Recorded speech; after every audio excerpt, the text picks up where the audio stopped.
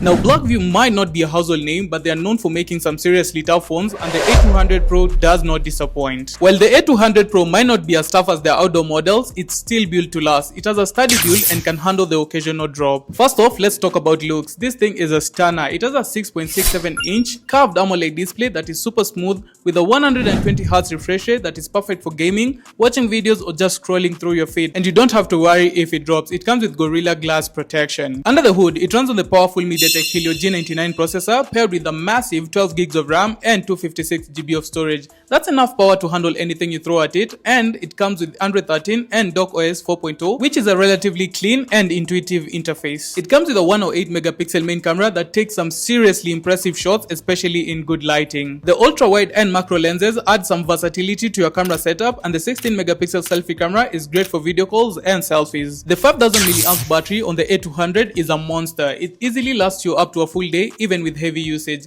and when it does need to charge, the 66 watts fast charge will have you juiced up in no time. So should you get the BLACKVIEW A200 Pro? Well, for only 32,000 Kenyan shillings, you're getting a great display, strong performance, and a solid camera setup. Long story short, this is the perfect phone for you without having to dig deep down into your pockets.